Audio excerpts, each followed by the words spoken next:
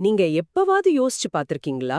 உலகத்த படைச்ச ஒரு பிரம்மாண்டமான சக்தி வந்து, ஒரு முதியவர் மாரி மேகங்களுக்கு பின்னால உட்கார்ந்துட்டு இருக்காம, நிஜமாவே நிஜமாவே ஒரு எல்லையில்லாத, ஒண்ணுமே இல்லாத ஒரு பெரிய வெற்றிடமா இருந்தா எப்படி இருக்கும்?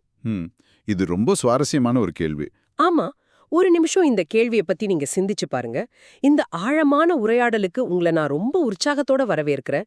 இன்னைக்கு நாம அலசப் போறது வந்து, சிவயோகி அப்படிங்கிற யூடியூப் சேனல்ல வந்து சூன்யம், நத்திங்னஸ் அப்படிங்கிற ஒரு ஆழமான, அதே சமயம் பல முரண்பாடுகள உடைக்கிற ஒரு சிந்தனை தொகுப்ப பத்தி தான்.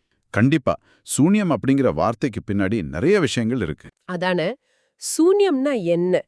நடுத்தர வர்க்க மக்கள் நினைக்கிற மாதிரி இது வந்து வெறும் செய்வினையா, பில்லி சூன்யமா, இல்ல அதையும் தாண்டி ஒரு மாபெரும் பிரபஞ்ச உண்மையா அப்படிங்கறத புரிஞ்சுக்கிறது தான் நம்மளோட இன்றைய நோக்கம். சரி, இத சற்று விரிவாக அலசுவோங்கிற மாதிரி இந்த தகவல்களை வெறும் செய்திகளா பார்க்காம புது கோணத்துல நாம எப்படி அணுகுறதுன்னு பாப்போம். ம். இதுல ஆச்சரியப்பட வைக்கும் உண்மை என்னவென்றால், அறிவுக்கும், அதாவது நாம புக்ல படிச்சு தெரிஞ்சுக்கிற நாலேஜுக்கும், உண்மையிலே அதை உணர்ற அந்த அனுபவத்துக்கும், அந்த எக்ஸ்பீரியன்ஸுக்கும் இடையில உள்ள ஒரு பெரிய வித்தியாசத்தை உணர்த்துவது தான் இந்த காணொளியோட அடிப்படை மையக்கரு. ஓ, அறிவுக்கும் அனுபவத்துக்கும் உள்ள வித்தியாசமா? ஆமா ஆமா. சமூகத்துல பாத்தீங்கன்னா, சூன்யம் அப்படிங்கிற சொல்ல பலரும் பலவிதமா புரிஞ்சுக்கிறாங்க. இப்ப இத கேட்டுட்டு இருக்கிற நீங்க ஒரு நடுத்தர வர்க்க பின்னணியிலிருந்து வர்றீங்கன்னா, சூன்யம் அப்படிங்கிற வார்த்தை கேட்ட உடனே ஏதோ ஒரு பயம் கலந்த பில்லி சூனியம், செய்வினை, யாரோ ஒருத்தருக்கு கெடுதல் பண்றது, இப்படிதான் உங்க மனசு முதல்ல நினைக்கும் இல்லையா? கரெக்ட். பொதுவா சமூகத்துல அது வந்து ஒரு நெகட்டிவான வார்த்தையா தான் பார்க்கப்படுது. யாராவது கெட்டு போயிட்டா, அவனுக்கு யாரோ சூனியம் வச்சுட்டாங்கப்பா அப்படின்னு சொல்றது ரொம்ப சகஜமான ஒரு விஷயமா இருக்கு. சரியா சொன்னீங்க. இது ஒரு தரப்பினரோட அறியாமை. ஆனா கொஞ்சம் அதிகமா படிச்சவங்களுக்கு, தத்துவங்கள்லாம் தெரிஞ்சவங்களுக்கு சூன்யம் அப்படின்னா அது ஒரு ஒண்ணுமில்லாமை, அதாவது நத்திங்னஸ் அப்படிங்கிற ஆழமான கருத்தாக்கம்னு நல்லாவே தெரியும். ஆனா ஆனா சிக்கல் எங்க ஆரம்பிக்குது? சிக்கல் எங்கன்னா, இந்த சொல்ல புத்தகங்கள்ல படிச்சு தெரிஞ்சுக்கிறதோட அவங்க நின்னுடுறாங்க. வெறும் அந்த புத்தக அறிவை மட்டுமே வச்சுக்கிட்டு, கடவுளையோ இல்ல பிரபஞ்ச உண்மையோ புரிஞ்சுக்கிட்டதா அவங்க நம்புறாங்க. பாத்தீங்கன்னா, இது ஒரு வகையான அகந்தை தான். ஒரு நிமிஷமே, இது கேட்கறதுக்கு கொஞ்சம் நெருடலா இருக்கே. அப்படி என்றால் அதிகம் படிச்சிருக்கிறது அப்படிங்கிறது இங்க ஒரு தடையா? நூல்களை படிக்கிறது தப்புன்னு சொல்றீங்களா? இல்ல, கல்வி ஒருபோதும் தடை கிடையாது. ஆனா, எனக்கெல்லாம் தெரியும் அப்படின்னு ஒரு போலி பிம்பத்தை மூளைக்குள்ள உருவாக்குதே, அந்த அகந்தை, அந்த ஈகோ தான் தடை. இத புரிஞ்சுக்கிறதுக்கு அந்த மூல வீடியோல ஒரு அருமையான உதாரணம் சொல்றாங்க. அதாவது ஒரு பஸ் ஸ்டாண்ட்ல 2 பேர் நிக்கிறாங்கன்னு கற்பனை பண்ணிக்கோங்க. சரி, 2 பேர் நிக்கறாங்க. ஆமா. ஒருத்தர் நல்லா படிச்சவரு, இன்னொருத்தர் படிக்காதவரு. 2 பேருமே சூரப்பட்டு அப்படிங்கிற இடத்துக்கு போகணும். அந்த படிச்சவருக்கு 62 அப்படிங்கிற நம்பர் பஸ் அங்க போகும்னு புத்தக தகவல் மாதிரி மூளையில பதிவாகியிருக்கு. அதனால அவர் அந்த 62ங்கிற நம்பரை மட்டுமே தேடிட்டு இருப்பாரு. ஓ, அவரு வேற யார்கிட்டயும் விசாரிக்க மாட்டாரா? அதுதான் விஷயமே. அவர் தன்னுடைய அறிவோட அதீத நம்பிக்கையால பக்கத்துல இருக்கிறவங்க கிட்ட எதையும் கேட்க மாட்டாரு. ஆமா, தான் படிச்சவன் மத்தவங்க கிட்ட கேட்டு தெரிஞ்சுக்க வேண்டிய அவசியம் இல்ல அப்படிங்கிற அந்த அகந்த அவரை தடுக்குது. கரெக்டா? முற்றிலுமா. ஆனா அந்த படிக்காத நபர் என்ன பண்ணுவாரு? தனக்கு படிக்க தெரியாது அப்படிங்கிற உண்மையை அவர் ரொம்ப ஈஸியா ஏத்துக்கிறாரு. அங்க அகந்தைக்கு இடமே இல்ல. அதனால அவர் பக்கத்துல இருக்கிறவங்க கிட்ட கேட்டு அந்த பஸ்ஸோட கலரு, டிரைவர், கண்டக்டர் இதெல்லாம் ஒரு அடையாளமா வச்சுக்கிட்டு சரியான பஸ்ல ஏறிடுவாரு. ஆனா அந்த படிச்ச நபர் என்ன பண்ணுவார் தெரியுமா? தப்பான பஸ்ல ஏறி சேர வேண்டிய இடத்துக்கு போகாம ஏமாந்து போயிடுவாரு. அடா, இது உண்மையிலேயே சிந்திச்சு பார்க்க வேண்டிய ஒரு விஷயம்தான். தான் கத்துக்கிட்ட தகவல்களை மட்டுமே பிடிச்சுக்கிட்டு தன்னை ஒரு புத்திசாலின்னு நினைச்சுக்கிட்டா உண்மையை எப்படி நாம தவற விடுறோம் அப்படிங்கிறதுக்கு இதை விட சிறந்த உதாரணம் இருக்க முடியாது. கண்டிப்பா. நீங்க சொல்றத கேட்கும்போது எனக்கு ஒன்று தோணுது. இந்த நூல்களை படிக்கிறதும் உண்மையை அனுபவிக்கிறதும் எவ்வளோ வித்தியாசமானது தெரியுமா? இது எப்படி இருக்குன்னா, சமைக்கவே தெரியாத ஒருத்தர் உப்மா எப்படி செய்யறதுன்னு ஒரு ரெசிபி புக்கை படிச்சுட்டு அடுப்பை பற்ற வைக்காமலே சமைக்க ட்ரை பண்ற மாதிரி இருக்கு. அந்த வீடியோலயும் இதே உப்மா உதாரணத்தை சொல்றாங்கல்ல. ரொம்ப துல்லியமான ஒப்பீடு. ஆமா, அந்த மூல காணொளியில இந்த உப்மா உதாரணத்தை ரொம்ப அழகாவே கையாளுறாங்க. அதாவது உங்க நண்பர் செஞ்ச உப்மா ரொம்ப டேஸ்டா இருக்குன்னு வச்சுக்கோங்க. அதுல உள்ள பொருட்கள்லாம் பார்த்து தெரிஞ்சுக்கிட்டு நாமும் அதே மாதிரி வீட்ல செஞ்ச பார்த்தா அந்த டேஸ்ட் வராது. ஏன்னு பாத்தீங்கன்னா, ஏன்னா அதுல கொஞ்சம் இஞ்சி சாறு சேர்த்திருப்பாங்க. எக்ஸாக்ட்லி. அந்த சின்ன நுணுக்கம் வெறும் செய்முறைய பார்க்கறதுக்கோ இல்ல படிக்கிறதுக்கோ தெரியாது. அத அந்த உப்மாவை டேஸ்டா செஞ்சவர்கிட்டயே நேரா போய் கேட்டாதான் தெரியும். ஆனா நம்மளோட அகந்த நம்மள போய் கேட்க விடாது. ஆமா, அடுப்ப பற்ற வச்சு அந்த சூட்ட உணர்ந்து சமைச்சா மட்டும்தான் சமையல் எப்படி ஒரு அனுபவமா மாறுமோ அதே போலத்தான் ஆன்மீகமும். வெறும் புத்தக அறிவு அப்படிங்கிறது அடுப்ப பற்ற வைக்காத சமையல் மாதிரி தான். சரியா பிடிச்சிட்டீங்க. இந்த மெக்கானிசம் புரியாம தான் நிறைய பேர் தவிக்கிறாங்க. படிச்ச அகந்தை எப்படி உண்மையை தடுக்குதோ அதே போல தான் தங்களுக்கு எல்லாம் தெரியும்னு காட்டிக்கிற சில போலி சாமியார்களும் தங்களோட வெளிவேஷத்தால மக்களை ஏமாத்துறாங்க. இதுதான் அடுத்த பகுதிக்கு நாம இயல்பா நகர வேண்டிய இடம். ஓ, போலி சாமியார்கள் பத்தியும் இதுல பேசுறாங்களா? ஆமா, ஆன்மீகத்தை வியாபாரமாக்குறவங்களோட தந்திரங்களையும் உண்மையான சூனியத்தை உணர்ந்தவங்களோட எளிமையையும் இதுல ரொம்ப அழகா ஒப்பிடுறாங்க. இந்த போலி வேஷங்கள பத்தி பேசும்போது எனக்கு நிஜமாவே ஒரு சிரிப்பு தான் வருது. அதாவது 3 நாள் மௌன விரதம் அப்படின்னு சொல்லிட்டு ரூம்குள்ள தங்கள பூட்டிக்கிட்டு புத்தகம் எழுதுறாங்களே, அது எப்படி மௌனமாகும்? அதான, வெளியில அவங்க வாய் தான் மூடியிருக்கு.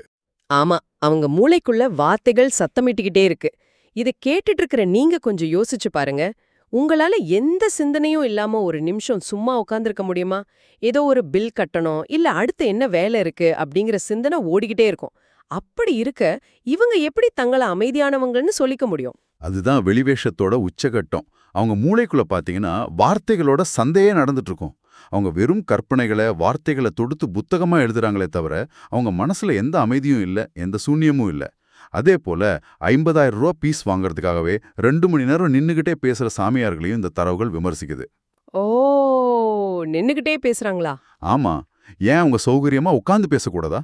நின்னுகிட்டு பேசுறது, ஒரு குறிப்பிட்ட உடைய போடுறது, இதெல்லாமே ஒரு பிராண்ட் உருவாக்குற மாதிரி மக்களை ஈர்க்கறதுக்காக செய்யப்படுற ஒரு நடிப்பு தான். இந்த இடத்துல எனக்கு முல்லா நஸ்ருதீன் தன்னோட மனைவியோட தியேட்டருக்கு போய் படம் பார்த்த உதாரணம் தான் ஞாபகத்துக்கு வருது.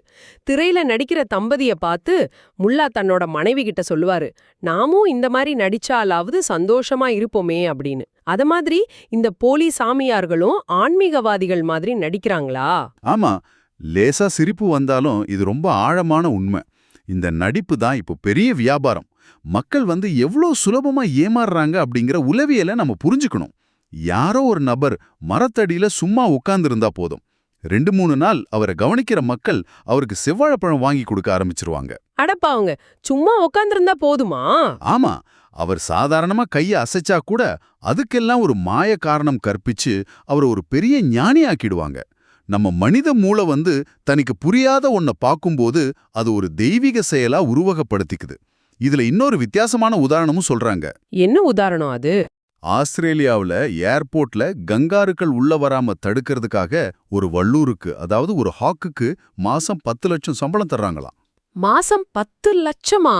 ஒரு பறவைக்கு? ஆமா, அதே போல ராணுவ நாய்களுக்கு தேச சேவைக்காக தேசிய கொடி போர்த்தி மரியாதை பண்றாங்க. அந்த விலங்குகள் கூட தங்களோட அளவுல நேர்மையா சமுதாயத்துக்கு பயன்படுது. ஆனா பணத்துக்காக கடவுளை விக்கிற இவங்க மனிதர்களா இருந்தும் என்ன பயன் அப்படிங்கிற ஒரு கடுமையான கேள்வி இது வைக்குது. இத கேக்குறப்போ நிஜமாவே கொஞ்சம் உழுக்கத்தான் செய்யுது. ஆனா எனக்கு இப்போ ஒரு முக்கியமான கேள்வி வருது. இந்த நடிப்புக்கெல்லாம் அப்பால் உண்மையிலே எளிமைனா எப்படி இருக்கும்? அந்த சூனியத்தை கடவுளை உணர்ந்தவங்க எப்படி இருப்பாங்க? ரொம்ப நல்ல கேள்வி. உண்மையான எளிமைக்கு ரமண மகர்ஷிய உதாரணமா சொல்றாங்க. சூனியத்தை உணர்ந்தவங்க ரமணரை போல ஒரு கோவணத்தோடையும் துண்டோடையும் மிக மிக எளிமையா இருப்பாங்க. அவங்க திருவ கூட்டு போவரா கூட இருப்பாங்க. ஓ, அவங்க கிட்ட அந்த ஈகோ இருக்காதா? அகந்தை அவங்க கிட்ட சுவடே இல்லாம அழிஞ்சிருக்கும். இங்கதான் விஷயம் இன்னும் ரொம்ப சுவாரஸ்யமாகுது. இந்த நடிப்பு, வெளிவேஷம் இதையெல்லாம் தாண்டி உண்மையிலேயே கடவுள் அல்லது சூனியம் அப்படின்னா என்ன? அதை எப்படி விளக்குறாங்க? இத பிரபஞ்சத்தோடயே இணைக்கிறாங்க. இப்போ பிரபஞ்சத்தோட தொடக்கமான அந்த பிக் பேங், பெருவெடிப்பு, அது எங்க நடந்துச்சுன்னு கொஞ்சம் சிந்திச்சு பாருங்க. அது ஒரு வெற்றிடத்துல, அதாவது வெட்ட வெளியில தான் நடந்துச்சு. ஆமா, ஒண்ணுமே இல்லாத இடத்துல தான் நடந்துச்சு. கரெக்ட். அந்த வெற்றிடம் தான் சூன்யம். அந்த சூன்யமே கடவுள் அப்படின்னு அந்த காணொளியில விளக்குறாங்க. இது ஆங்கிலத்துல GOT அப்படின்னு சொல்றாங்க. ஓ, ஜெனரேட், ஆர்கனைஸ், டிஸ்ட்ராய். அதாவது படைத்தல், காத்தல், அழித்தல். இத நான் கேள்விப்பட்டிருக்கேன். ஆனா இதுல ஒரு சுவாரஸ்யம் என்னன்னா, இந்த GOT அப்படிங்கிற வார்த்தையை தலைகீழா படிச்சா DOG, டாக் அப்படின்னு வரும். கடவுள் இந்த மூணையுமே செய்வாரு. ஆனா அவர் யாராலையும் படைக்கப்படாதவர், அழிக்க முடியாதவர். அந்த வெற்றிடத்தை நீங்க அழிக்க முடியுமா? முடியாது. ஆமா, இங்கதான் எனக்கு இன்னொரு விஷயம் தோணுது. இந்த சூன்யம் அப்படிங்கிற வார்த்தைய நம்மள நிறைய பேர் புத்தர் மூலியமா தான் முதல்ல தெரிஞ்சுக்கிட்டோம். ஆனா இந்த வீடியோல அவர் மேலேயும் ஒரு விமர்சனம் வைக்கப்படுது. ஆமா, ஒரு வித்தியாசமான பார்வை இங்க வைக்கப்படுது. அதாவது புத்தர் தன்னோட குடும்பத்தை பிரிஞ்சு போனது தப்புன்னும், அவர் உண்மையை உணர்ந்த பின்னாடி குடும்பத்துக்கிட்ட திரும்பி வந்தப்போ அவரோட மனைவி அவரை ஏத்துக்க மறுத்துட்டாங்கன்னும் அந்த வீடியோல சொல்றாங்க. நம்மள பலரும் புத்தரை ஒரு குறையற்ற மாமனிதரா பாக்குறோம். ஆனா அவர் ஒரு 3D படம் பார்த்ததில்ல, மொபைல் போன் யூஸ் பண்ணதில்ல, அவரும் தவறுகள் செஞ்ச ஒரு மனிதர் தான் அப்படிங்கறது இந்த காணொளி ஆணித்தரமா சொல்லுது இல்லையா? ஆமா, கண்டிப்பா சொல்லுது. நம்ம நிகழ்ச்சியில நம்ம எந்த தரப்பையும் ஆதரிக்கவோ எதிர்க்கவோ இல்ல. மூல காணொளியில சொல்லப்பட்டிருக்கிறத நடுநிலையா பாக்குறோம். ஆனா இது கொஞ்சம் ஆச்சரியமா இருக்கே. நீங்க சொல்றது சரிதான். நிறைய பேருக்கு இது ஒரு அதிர்ச்சியான கருத்தா இருக்கலாம். ஆனா இத ஒரு பரந்த கண்ணோட்டத்துல பார்த்தோம்னா, அந்த காணொளியோட நோக்கம் புத்தரை குறை சொல்றது கிடையாது. புத்தரோ இயேசுவோ கடவுளோ யாராக இருந்தாலும் சூனியம் அப்படிங்கறத வெறும் தகவலா புரிஞ்சுக்கிறத விட அதை எப்படி நாம அனுபவிக்கிறது, எக்ஸ்பீரியன்ஸ் பண்றது அப்படிங்கறத முக்கியம். அததான் அவங்க சொல்ல வராங்க. அனுபவிக்கிறதுனா எப்படி? வெறும் மூளையில தகவலா ஏத்திக்காம அதை ஃபீல் பண்ணணும்னு சொல்றீங்களா? எக்ஸாக்ட்லி. அதுக்காக சில யோக நுட்பங்களை பத்தி பேசுறாங்க. அதாவது ஷும் விருத்தி நிரோதா அப்படிங்கிற ஒரு கான்செப்ட். ஷும் விருத்தி நிரோதா அப்படின்னா என்ன? அப்படின்னா மனசுல எழும் எண்ணங்கள் அமைத்தையும் நிறுத்துறது தான் யோகத்தோட அடிப்படை. எண்ணங்கள் அப்படிங்கிறது வானத்துல மிதக்கிற மேகங்கள் மாதிரி. மேகங்கள் நகர்ந்து போனா மட்டும்தான் பின்னாடி உள்ள நீல வானம், அந்த வெற்றிடம் நமக்கு தெரியும். வாவ், ரொம்ப அழகான உதாரணம். அப்போ அந்த அகந்த அழிஞ்சிடுமா? முழுமையா அழிஞ்சிடும். இதுக்கு இன்னொரு உதாரணமும் சொல்றாங்க. நெருப்புல புதுசா ஒரு விறக போட்டா அது புகைய கக்கிட்டு எரியும். ஆனா ஏற்கனவே எரிஞ்சு கரியான ஒன்ன மறுபடியும் நெருப்புல போட்டா அது எரியாது, அது நெருப்பாவே மாறிடும். அதே போலதான் சூன்யத்தை உணர்ந்துட்டா நாமளே அந்த வெற்றிடமா மாறிடுவோம். அங்க நான் அப்படிங்கிற அகந்தை இருக்காது. சூப்பர். ஆனா நாம நடைமுறையில என்ன பண்றோம்? சிலைகள் மேல பாலும் தேனும் ஊத்திட்டு இருக்கோம். அதுதான் பக்தி அப்படின்னு நம்பிட்டு இருக்கோம் இல்லையா? ஆமா, அதத்தான் இந்த காணொளி விமர்சிக்குது. சடங்குகளை தாண்டிய ஆன்மீகத்தை பத்தி பேசுது. சிலைகள் மேல பாலாபிஷேகம் பண்றதை விட நம்ம உள்ளே ஒலிக்கும் அந்த நாதம், அதாவது ஒரு விதமான அதிர்வு, ரெசனன்ஸ், அதை கேட்கறது தான் முக்கியம்னு சொல்றாங்க. நாதம், அப்போ அது நம்ம உள்ளேயே இருக்கா? ஆமா, திருமூலர், சிவவாக்கியார், திருவள்ளுவர், நபிகள் நாயகம்னு பலரும் வெவ்வேறு மொழிகள்ல வடிவங்கள்ல இந்த சூனியத்தை தான் விளக்கியிருக்காங்க. ஓ, எல்லா மதங்களுமே இதுதான் சொல்லுதா? கண்டிப்பா. இப்போ உதாரணத்துக்கு தென்னாடுடைய சிவனே போற்றி அப்படின்னு நம்ம சொல்றோம்ல. ஆமா ஆமா. அது வெறும் தென்னிந்தியாவை குறிக்கிற புவியியல் சொல் கிடையாது. பூமி சுழலும் போது கிழக்கு மேற்கு மாறலாம், ஆனா வடக்கு தெற்கு நிலையானதா? இல்லவே இல்ல. இதுக்கு பின்னாடி இருக்கிற ஆழமான அர்த்தத்தை நம்ம புரிஞ்சுக்கணும். அந்த சூனியத்தை தான் இது குறிக்குது. அப்படியா? அப்போ தென்னாடுடைய சிவனேங்கிறது வெறும் தமிழ்நாடு சம்பந்தப்பட்ட விஷயம் இல்லையா? சரி, ஆக மொத்தத்துல இதற்கெல்லாம் என்னதான் அர்த்தம்? அதாவது இப்போ இத கேட்டுக்கிட்டு இருக்கிற உங்களுக்கு தான் இந்த கேள்வி. நீங்க உங்க வாழ்வில இதை எப்படி பயன்படுத்துறது? இலவசமா சொல்லித்தரப்படுற யோக நுட்பங்களை தேடி போய் கத்துக்கணுமா? இல்ல இந்த சடங்குகள் எல்லாம் தூக்கி எறியணுமா? இத ரொம்ப அழகா ஃபைனலைஸ் பண்றாங்க. கல்யாணத்துக்கு தாலி கட்டணுமா இல்ல மோதிரம் மாத்தணுமா அப்படின்னு சடங்குகளுக்காக நம்ம சண்டை போட வேண்டாம். ஏன்னா சடங்குகள் முக்கியம் கிடையாது. நாம சக மனிதர்களோட சந்தோஷமா வாழ்றது தான் முக்கியம். ஆமா, சடங்குகளை வச்சு சண்டை போடுறதுல அர்த்தமே இல்ல. கரெக்ட். உலகத்துல உள்ள யார வேணாலும் நீங்க ஏமாத்திடலாம். ஆனா உங்களை நீங்களே ஏமாத்திக்க முடியாது. ஏன்னா பிரபஞ்சத்தை உருவாக்குன அந்த மாபெரும் வெட்டவெளி, அந்த கடவுள் உங்களை பார்த்துக்கிட்டே தான் இருக்காரு. அகந்தைய விட்டுட்டு உண்மையா வாழணும். அதுதான் ரொம்ப முக்கியம். ரொம்ப ரொம்ப ஆழமான ஒரு தெளிவான சுருக்கத்தை கொடுத்தீங்க. நாம இந்த அலசலோட இறுதி பகுதிக்கு வந்துட்டோம். இத கேட்டுட்டு இருக்கிற உங்களுக்கு ஒரு இறுதியான சிந்தனைய நான் முன்வைக்க விரும்புறேன். சொல்லுங்க. இத கொஞ்சம் சிந்திச்சு பாருங்க. இந்த பிரபஞ்சத்தோட அடித்தளமே எல்லாவற்றையும் உருவாக்குற ஒரு மாபெரும் வெற்றிடம், அதாவது ஒரு நத்திங்னஸ் தான் அப்படின்னா, நம்ம அன்றாட வாழ்வுல நாம சுமன்னு தெரியிற கோபங்கள், கவலைகள், நான் பெரிய ஆள் அப்படிங்கிற அந்த அகந்தைகள், இது எல்லாமே அந்த வெற்றிடத்தின் முன்னாடி எவ்வளவு சின்னது? ரொம்ப ரொம்ப சின்னதுதான். ஆமா. அடுத்த முறை உங்களுக்கு மன அழுத்தம் அதிகரிக்கும் போது ஒரு நிமிஷம் கண்களை மூடி அந்த சூன்யத்தை உங்களால உணர முடிஞ்சா அது உங்க வாழ்க்கையை எப்படி மாற்றும்னு யோசிச்சு பாருங்க. மீண்டும் ஒரு சுவாரஸ்யமான அலசலில் சந்திப்போம்.